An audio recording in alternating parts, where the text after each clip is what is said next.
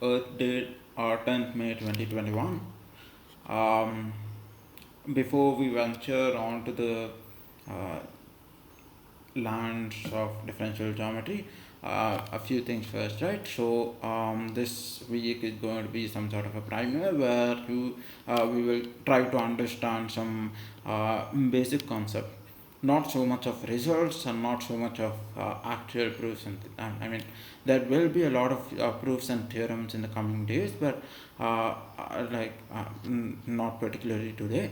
But there are it's kind of like it's more of definitions and trying to understand what differential geometry is all about and what are some elements that constitute differential geometry, right? In the further weeks we will focus more on some results and so, right?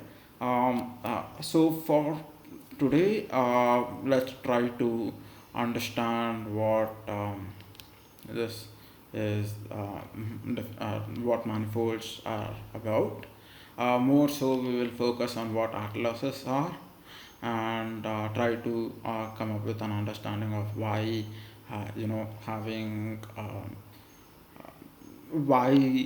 having certain differentiable structure is kind of like different from normal set theory or normal just the way our intuition works, right? Um, Rn is a set of n dimensions, a real set of n dimensions. So this is like R3 is the Cartesian system in three coordinates. You can imagine it as the Cartesian system in three coordinates, but it need not necessarily be. So there are n components, n parameters, or n uh, n vectors that define a point in Rn, and Rn is like so it is called as a set of n dimensions, right? So the superscript is talking about the dimension of the real space. So now Rn is mapped to Rm. So using a set of functions, a family of functions called gamma, right? So if the this is basically how you read it. Rn maps to Rm using via gamma. So you have one of the first things you can ask about this whole thing is how many times is gamma differentiable. If it is differentiable r time, then gamma is said to belong to or have belong to class CR, where R is the number of times it is differentiable, right? So now let's take gamma R of Rn, right? What does it mean? It means that you're mapping Rn to Rn, that is two spaces of the same dimension, and such using functions that are differentiable r time, okay, such that f so you map Rn to Rn such that f belongs to gamma and f inverse. So if you have an f, you need to have an f inverse. By the way, gamma is called as a pseudo group of transformation, so it's called as a pseudo group, right? So if a function f belonging to gamma and f inverse also belonging to gamma are of class CR, then then you have you represented by gamma R of Rn. Okay. So now let's take two pseudo groups, gamma R and gamma S, so such that R is lesser than S. So gamma S is differentiable a larger number of times than gamma R. Then gamma R is a sub pseudo group of gamma S. Fairly intuitive. Now one of the important definitions we need to talk about is the Jacobian, which is like kind of pretty fun to think about and try to understand, right? So the Jacobian is an n by n matrix containing all the potential derivatives of a function. So if you have a function, you can write it down, you can split down the function into the tangent space of the function. Alright. So what I mean by this tangent space, look at it. So if you have a function df by dx and so on, you can like expand it into a matrix where instead of talking about the function as a whole, you split it into a tangent space. So basically you are you give a vector, and I mean you talk about something that is tangential to the function space, and then you set the function. So I mean um, it's kind of um, like kind of hard to explain, like the intuition behind it. So let's look at an example. So okay, before that, before going on to the example, so the Jacobian is given by this matrix, as you can see. So when you split the function into from f1 to fn, so the derivative, the partial derivatives of the function with respect to the coordinates. So the basis, right? So yeah, you have d dou f1 by dou x1, and then all the way up to dou fn by dou x1, and then same thing here. So your n remains xn remains fixed here. So from here you have your denominator is, you're basically taking the derivative with respect to x1 to xn along this row, and you're taking the function from f1 to fn along this column, right? So let's look at the example to understand things better. So you can write down the function of x and y as f of x. So this is what you mean by the tangent space of a function. So instead of having this, you kind of split the function into the components of along the row or column, right? So now this is given, right? So if you have f of x and y, you can split it, you can write it down as f1 of x comma y and f2 of x comma y, right? You can allow for a mixing of the variables. So given this f1 and f2 are x square y and 5x plus sine y, you can write it down in a column form like this. And now the derivative, the Jacobian is the matrix of derivatives. So if you compute the derivatives, you take this, you take f1 and differentiate with respect to x, you get 2xy, so x square y and then 2xy. You take f2 and differentiate with respect to x, that is you take 5x plus sine y, differentiate with respect to x you get 5, and then same thing, right? So you get another matrix. This is called as the Jacobian of a function, right? So now one more interesting concept. This is the more important thing we need to understand is the Jacobian determinant and what it means, right? Suppose vector space exists f of x1 to x. So you basically take one space and then you transform it to another space, right? Using f, right? Via f. So now the resultant vector basis undergoes a change in magnitude of the volume. So when you take this, when you take the cross product of these two, you get the area of a parallelogram, right? Of two vectors, right?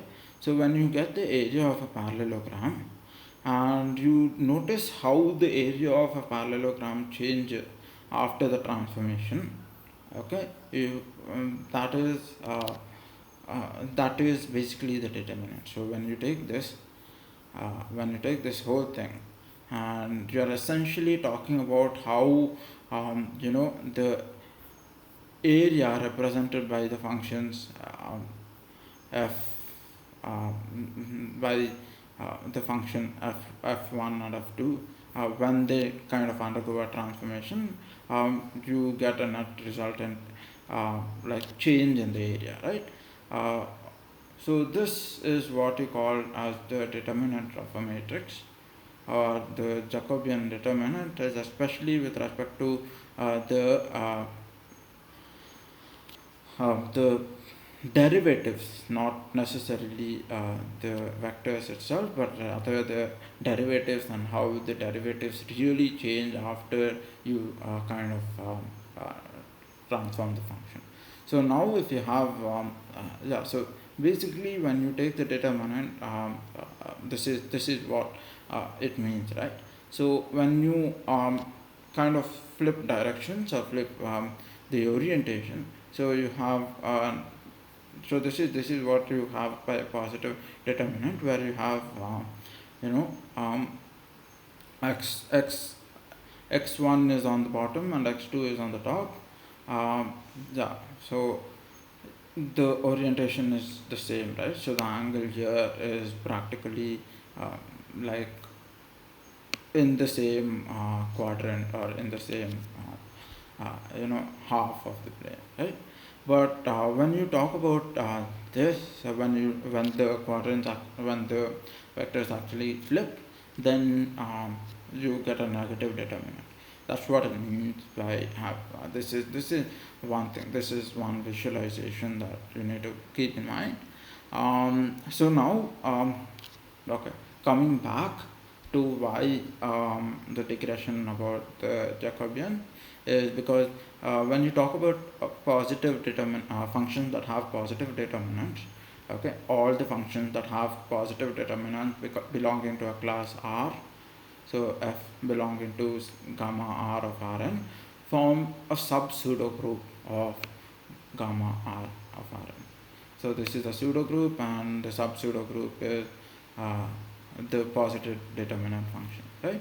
This is especially important, and it is called orientation preserving transformations of class CR of Rn, right? So this definition will come into use because one of the few things that become extremely important, that become like very easy to find out in when you're talking about complex, differential geometry, is the orientation of the space of the manifold, right? When you're talking about the orientation of the manifold, you can have two orientations, and based on how the orientation change, you can you can discern interesting properties from the manifold. Right now, similar to how we have been talking about Rn, that is the real space, we can also talk about the complex space, right? The complex space Cn can be identified as R2n. Basically, you have you split your complex number into the real and the imaginary parts, and then you have your complex part, that is Z1 to Zn, split into x1 to xn, y1 to yn. So basically, all orthogonal components remain. There are n orthogonal complex components which split down on a further look into 2n orthogonal real components, basically, right? So when now given this, now we talk about one of the most more important concepts, right? The atlas. Okay, so the atlas is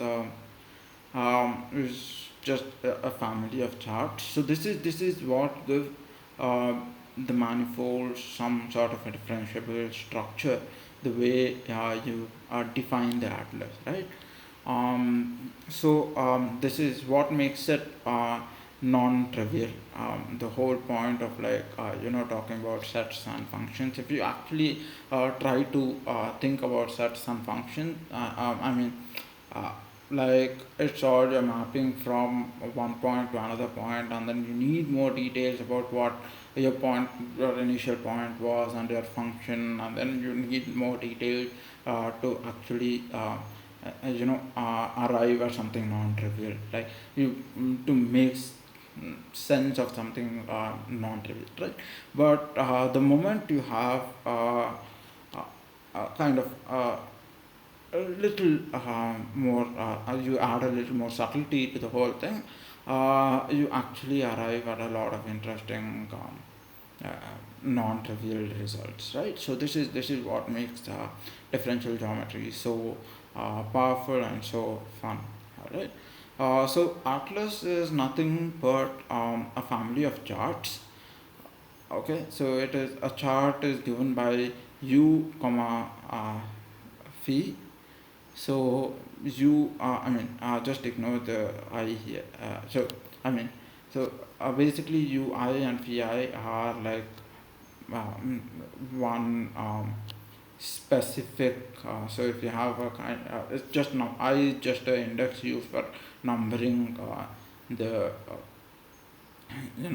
the elements of a set, right? So now if you so it's, an atlas is basically just a family of charts ui comma phi, where now if you try to understand what ui is an open set of m, right?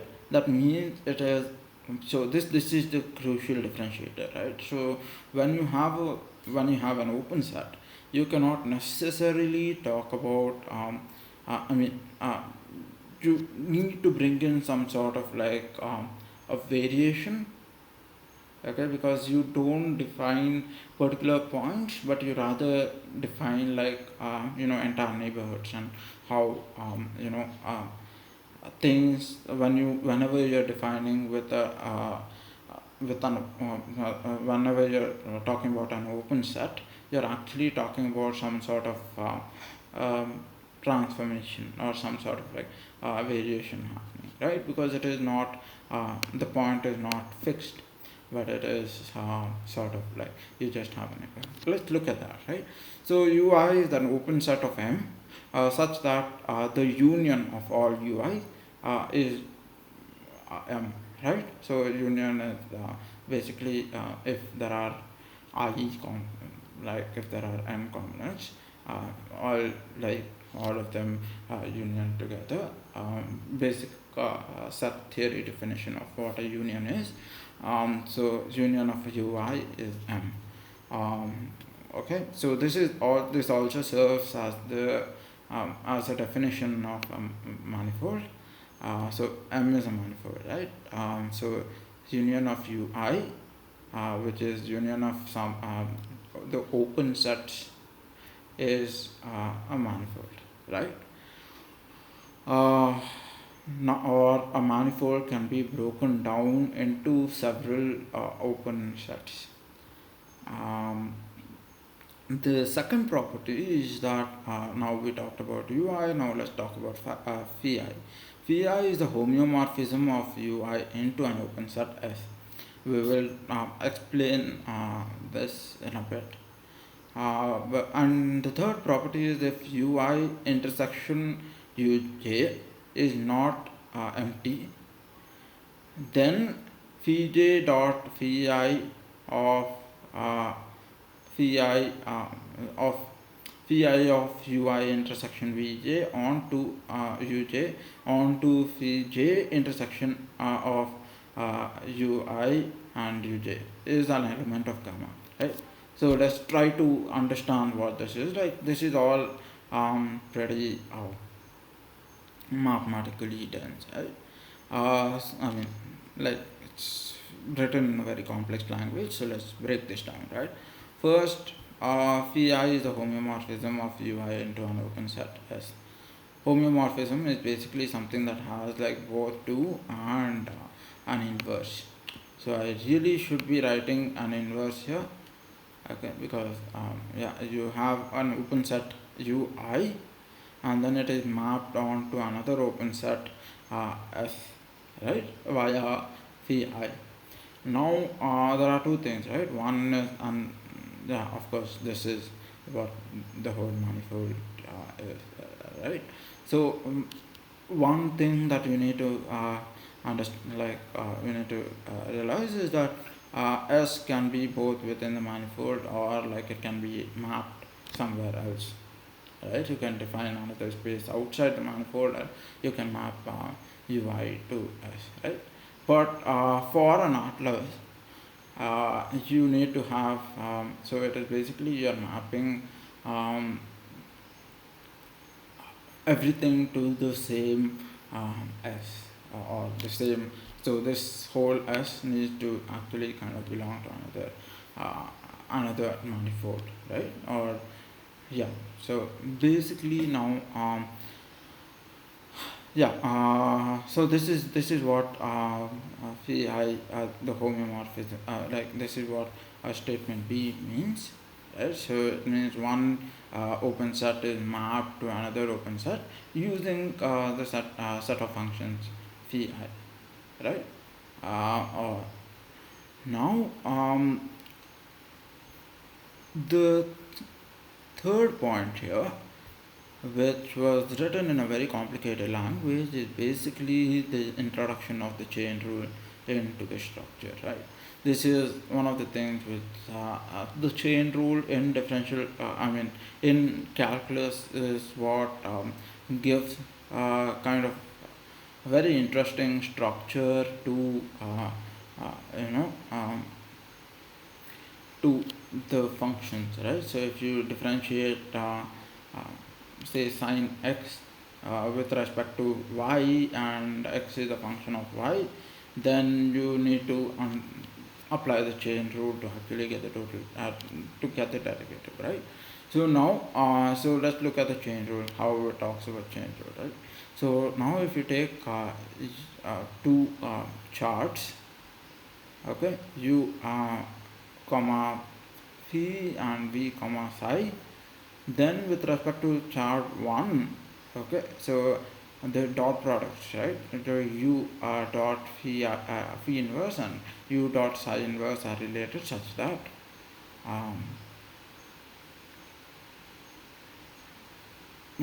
so you have u dot u inverse is basically u dot psi inverse times psi dot phi inverse. So you can see that psi, and intuitively it is like psi and psi inverse, like kind of they are inverse functions, so they really should, the dot product between these two should actually be 1. So therefore you just skip to the whole thing, and then you talk about the dot product with respect to phi inverse directly. So you have u dot phi inverse in the end. So that's what remains in hand, right? More generally, you have phi dot c is phi dot c psi inverse dot psi dot c. So you can, if you know, the thing is, if you know what psi dot c is, and you need to take a dot product with respect to phi and not psi, then you just you just need to know what the dot product of phi with respect to psi inverse is, and then you multiply the things, and then you get what you want.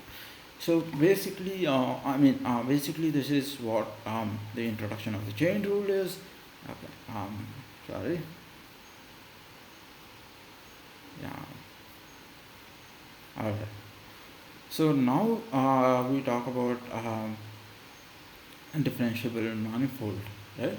A differentiable manifold of class CR is a Hausdorff space with fixed complete atlas compatible with gamma R of Rn. So now this is the Hausdorff space has some it has some basic properties such as such as continuity and all that kind of stuff, but let's talk about that later, right? So it's basically a space with a fixed complete atlas compatible with gamma R, right? What does this mean? So you can take gamma R, which is the family of functions of Rn, to map all the points in this manifold M to another to other points. So you kind of have a transformation there. Okay, you're intrinsically talking about like kind of a set of transformation. So you have an atlas compatible with, like, you have all the open sets of the manifold and which are differentiable by the with I mean they're all like joined with a function with functions. So ui comma phi is what your atlas is, and everything all the functions are differentiable r time.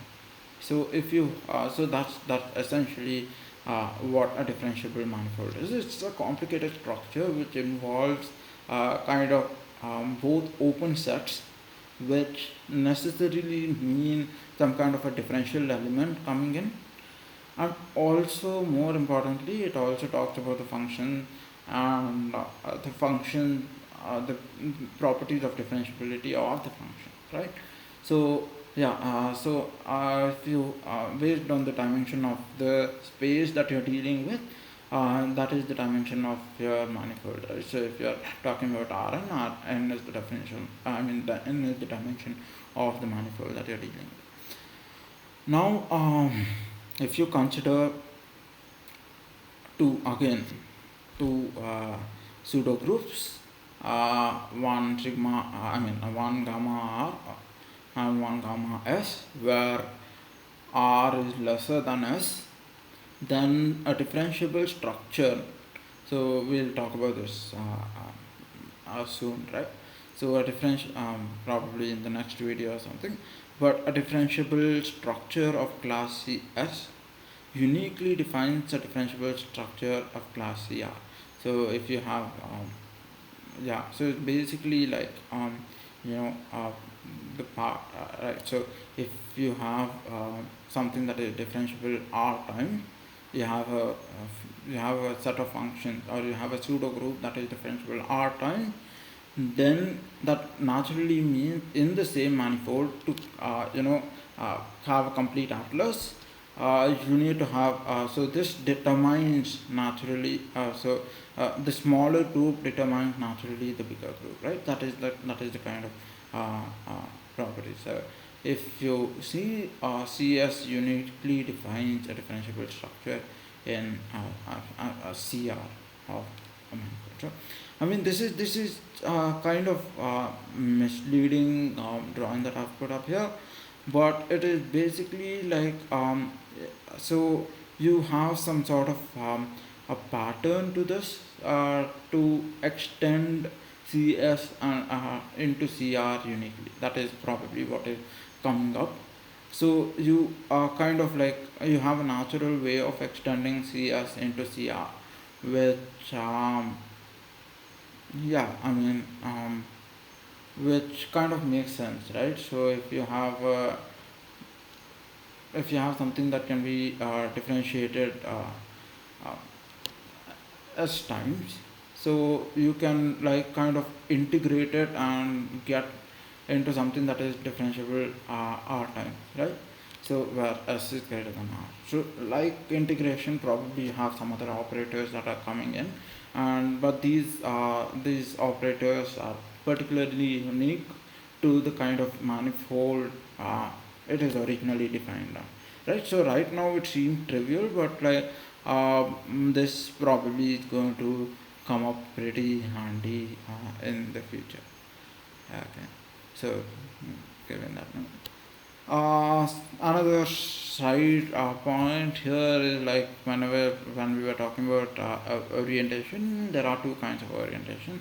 So the reversing of orientation happens by if you have the basis x1 to xn, you flip the sign of x1, you flip the sign of one of the things, and then you have the reverse orientation. So especially when you're taking the dot product with another with a function, so x1 dot phi 2xn dot phi, and then you have the one of the bases or one of the elements converted to the minus sign. So this is what reversing of an orientation is. Okay. So now let's talk about local coordinates and neighborhoods. So first is, as I was talking about, right? So you have you don't really talk about x, the points or the coordinates in particular, but you basically talk about you you take the dot product with respect to the function phi and give it a local coordinate system, right? This is more this has more structure than the regular the general kind of coordinate system that we talk about, because instead of taking the apps, like if you talk about a coordinate system that really has no other properties except for distance, right? But now you have functions coming in, and you have some sort of relation between the various coordinates, uh, etc. coming in, right? So this is a complicated structure that gives a lot of interesting richness to the whole thing, right? So it is talking about a point. So you're talking about a collection of points. So it's basically ui. So you're taking the dot product of ui with vi. That is, you're taking a mapping here. Okay, now some sort of a mapping, right? Okay, so this is called as the local coordinate system in ui. Okay, and yeah. So this is what I was talking about. ui then becomes a coordinate neighborhood where you have this coordinate system, right? So now let's take a point P in M. So this is where so when even though your manifold is mostly is composed of open sets, you can actually particularly imagine that you have a point P in the manifold, and then talk about the properties of that point with respect to this open set and these atlases, and then try to figure out more about how come to more a more under, uh, a more intuitive understanding of what it means, right? So so now let's take a point in P, a point P in M. You can find a chart ui comma phi such that phi of P is mapped to the origin of R. So basically it can be set to 0. So it's like saying if you have a coordinate system within that ui, right? So you have a coordinate system on the manifold, and then you can move the coordinate system in such a way that you can actually position it such that when you're mapping it, you can map it to the 0 of the or the origin of the Rn space. So it's basically like saying your map is like your coordinate system is kind of flexible, and you can set anything as the origin. That's basically it, right?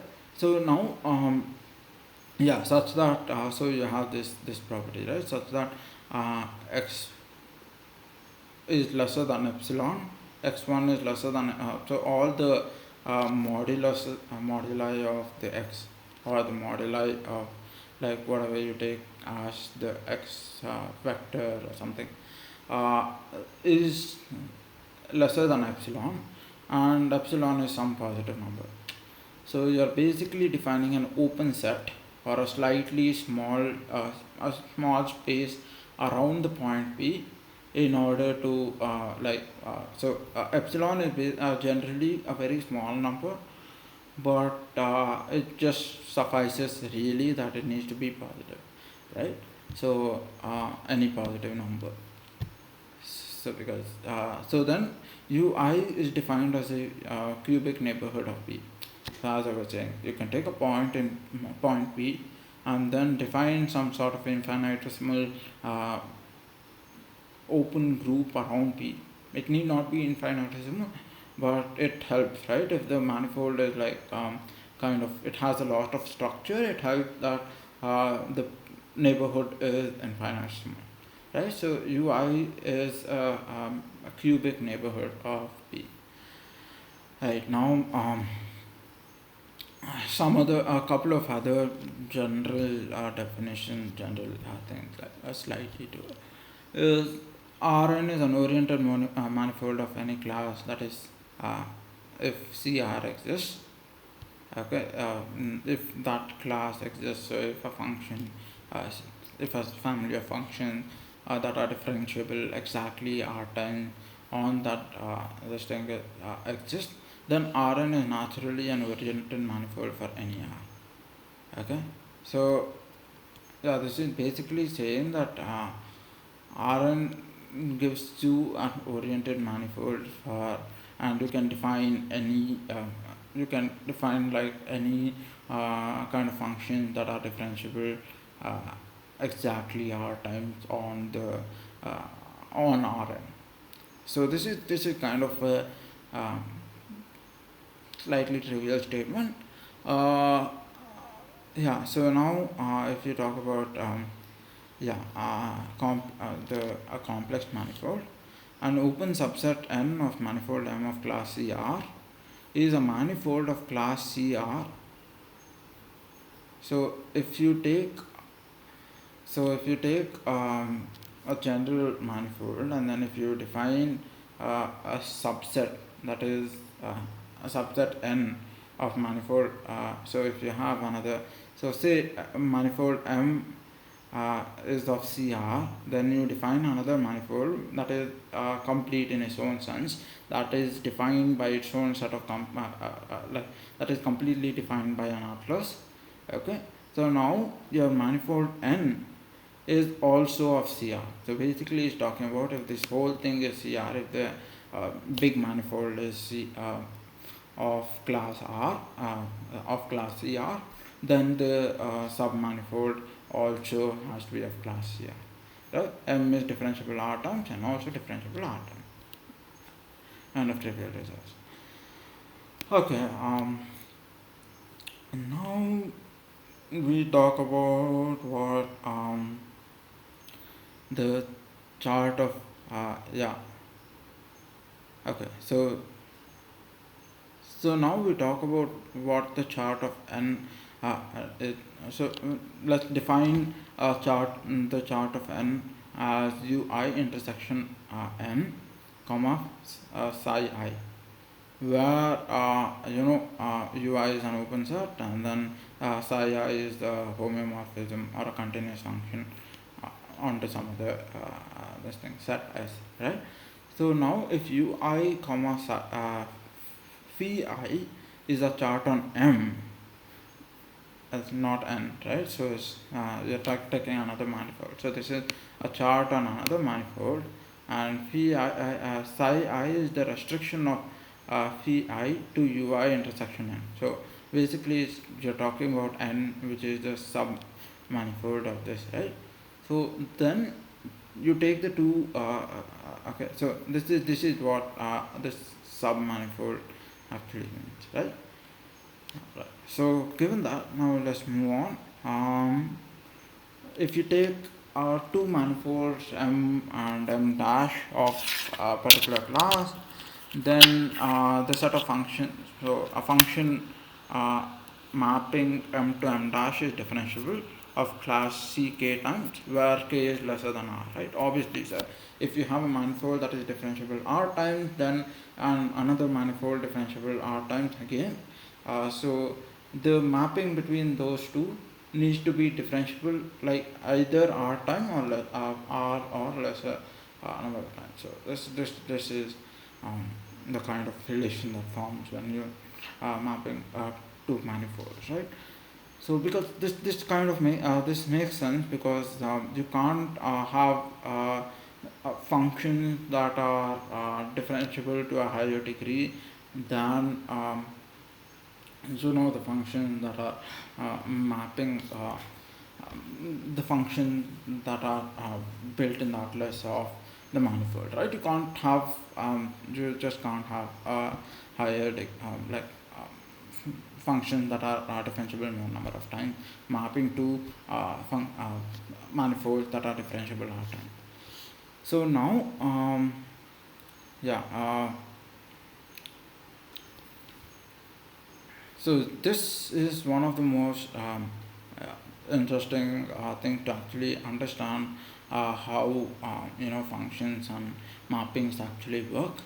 Okay, so now if you take for every ui comma phi of m and vi comma ci of m dash, so you have two different manifolds and two different charts here, right? So now if you have a function of ui which gives is a subset of vi. So if you take ui and map it to a subset of vi, so you are taking ui and mapping it to a smaller portion of subset of vi, right? So you have a neighborhood, and instead of mapping it to another complete neighborhood, you have you map it into a smaller neighborhood, right? Into a subset of this neighborhood, smaller in the sense, into a subset of this neighborhood. Then the mapping psi I dot f dot pi inverse of phi ui into the differential into psi I vi. Okay, we'll look into what this means, right? So reading this is a pain, but let's get used to reading it a few times so that it becomes easy. So yeah, so the mapping here is differentiable of class ck, right? So now what does this mean, right? So if you have a manifold M, okay, so you have ui and you have some other you have phi of ui, you have the transformation of ui along phi to map to another set, open set, right? So this is, and then in manifold M dash you have vi and it is mapped to another set psi I of vi. Okay, so now what does this whole statement do, right? So this whole statement is basically saying that you take psi inverse phi inverse. So let's go backwards because it is kind of convenient to work from if you have some kind of object here. Okay, so if you know what this object is, okay, you can have it here, and then you use this as a kind of operator for the whole thing, right? So that's another interesting thing about you know um, differential geometry. So instead of talking about real concrete things, you can just kind of set it to set it to some abstraction, and then you have some interesting properties that actually come about. So now if this can be defined somewhere, okay, if you know this, then taking the phi inverse is basically you're going from 1 to 2. So you're going phi inverse of this thing is, it gives you back ui, and now you're taking it along f, that is basically you're taking it along this arrow which maps m and m dash. So f is a function that maps m to m dash, so you're taking around the function that gives you vi. So now here you have vi, and then so you have you end up in the neighborhood of vi, and then when you take psi I to and act it upon vi, you transform it to psi I of vi. So this is what this is what it means to map, okay, so something on a manifold to another manifold, right? So this is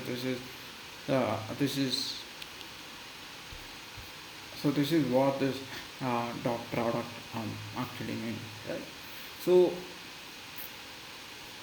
yeah, so exactly, so this all that this is saying is basically you have two manifolds of the same class. This is either okay, there should be an equality here. but so basically when you're mapping this to this, you're either mapping it all to V, or I think this should be a subset here. Okay. So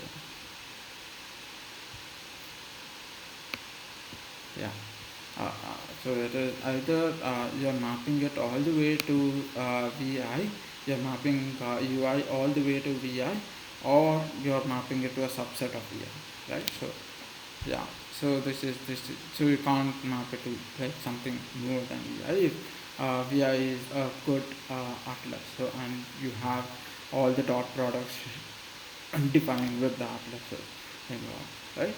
So now, so this is one of the most interesting things to understand what a dot product is and how transformation actually takes place. Hope this is pretty clear.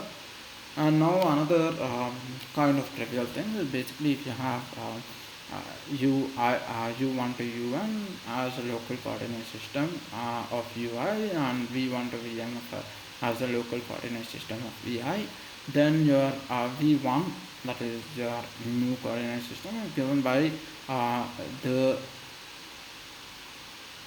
tangent function. So this is again the tangent space of a function. So you take you take f1 of u1 to un, and that gives you v1, right? So this is the tangent function space, right? So now same thing all the way from v1 to vm, you have f1 to fm of the local coordinate system that gives you the new coordinate system. This is basically a transformation of coordinate system and how it looks like, right? You can transform it you can transform it by either saying, hey, I have a system here, and then I'm transforming it by a direct function, or you can be more specific and say that, hey, I have a function space, and each each coordinate transforms by a particular function f1 or fi here. So any function from f1 to f1, and then you take the function of this local coordinate system to give you the new coordinate system, v1 to vm. So this is essentially what it means, right? So f can be expressed as a set of differentiable functions f1 to f1. So yeah, I mean that's it for today. So again, like just run it through. So this is basically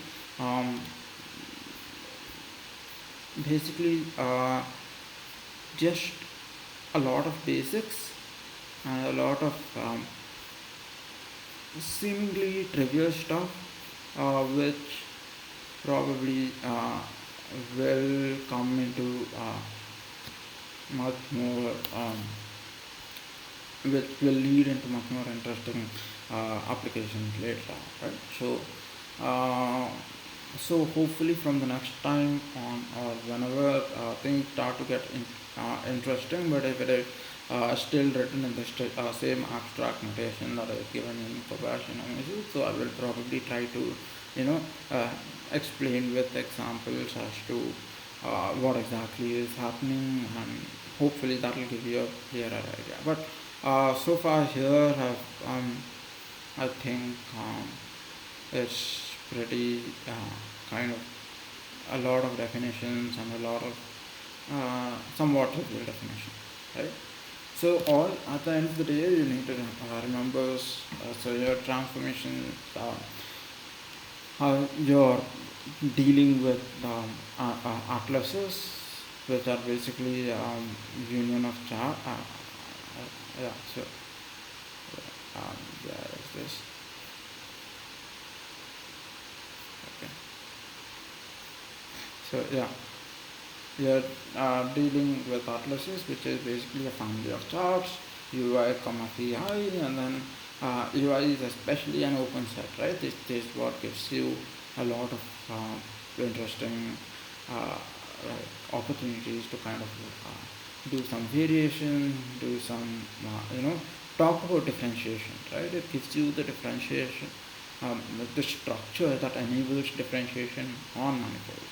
Right? So so this and the functions involved. So the open set that is the infinitesimal elements, and the functions that involve that take the infinitesimal element to another infinitesimal elements is what manifolds is about.